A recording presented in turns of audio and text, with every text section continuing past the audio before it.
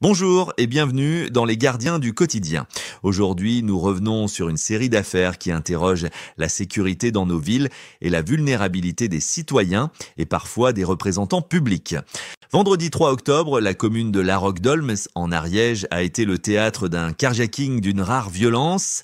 Un conseiller municipal arrêté à un feu a été extrait de son véhicule puis roué de coups par deux individus qui ont pris la fuite au volant de la voiture de la victime. L'élu a été hospitalisé, son pronostic vital n'est pas engagé et le parquet de Foix a ouvert une enquête pour identifier les agresseurs et établir les circonstances exactes. À La Roque-d'Olmes, les autorités locales pointent une montée des incidents visant des élus. Le maire évoque plusieurs agressions ces dernières années et un sentiment d'insécurité qui pèse sur la vie publique locale. Reste la question clé. S'agit-il d'un acte ciblé à raison de la fonction ou d'un vol opportuniste qui a dégénéré? Les investigations en cours devront le déterminer. Dans le 16e arrondissement de Paris, un contrôle routier a failli tourner au drame ce dimanche 5 octobre. Un policier a été traîné sur près de 200 mètres par un automobiliste qui a refusé d'obtempérer. Le conducteur, âgé d'une trentaine d'années selon les sources, a été contrôlé positif à l'alcool et aux stupéfiants. Les premiers éléments laissent aussi penser à une consommation de protoxyde d'azote. Le fonctionnaire a été hospitalisé. Ses blessures ne mettent pas son pronostic vital en danger et une enquête pour refus d'obtempérer aggravé et violence sur personne dépositaire de l'autorité publique a été ouverte. Le protoxyde d'azote, détourné de son usage médical, est pointé par les forces de l'ordre comme un facteur aggravant. Associé à l'alcool ou à d'autres produits, il perturbe gravement les réflexes et augmente le risque d'accident. Les syndicats de police réclament un renforcement des sanctions et une meilleure détection sur la route. À Grenoble, la découverte ce dimanche matin du corps d'une femme d'une trentaine d'années, partiellement dénudée près d'une piste cyclable et d'un square, a suscité stupéfaction et émotion. Le périmètre a été bouclé, la police scientifique a procédé au premier relevé et une autopsie doit préciser les causes du décès et permettre l'identification.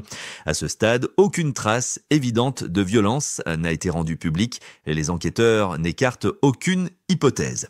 Ce type de découverte, en milieu urbain et proche d'un lieu fréquenté, pose des questions sur la vulnérabilité des personnes isolées en ville et sur les circuits d'aide et d'assistance aux plus fragiles. L'autopsie et les vérifications d'éléments d'identification seront essentielles pour orienter l'enquête. Par les démineurs, le parquet de Périgueux a confié l'enquête à la section de recherche de Bordeaux. Le parquet national antiterroriste ne s'est pas saisi du dossier pour l'instant. Même s'il semble, selon les premiers éléments, que l'on soit loin d'un attentat organisé, l'envoi de colis explosifs, même de faible intensité, constitue un acte extrêmement grave. Les enquêtes postales et techniques tenteront de remonter à l'expéditeur et à la fabrication de ces engins. Cette affaire relance le débat sur la protection des personnalités publiques et sur la sécurisation des circuits postaux. 4 affaires, 4 angles différents, violence contre un élu, risque routier aggravé par des substances, découverte d'un corps en centre-ville et menace via colis piégé. Que retenir? D'abord, la nécessité d'une vigilance accrue pour les représentants publics et les services postaux. Ensuite, l'importance d'une présence policière et d'un travail judiciaire rapide pour faire la lumière sur ces faits. Enfin, quelques conseils pratiques pour vous protéger au quotidien. Soyez attentifs à votre environnement, signalez toute anomalie aux forces de l'ordre, évitez de circuler seul la nuit dans des zones isolées et pour les élus ou agents exposés, demandez des mesures de protection adaptées. Merci à tous de nous avoir suivis. On se retrouve demain pour de nouvelles actualités.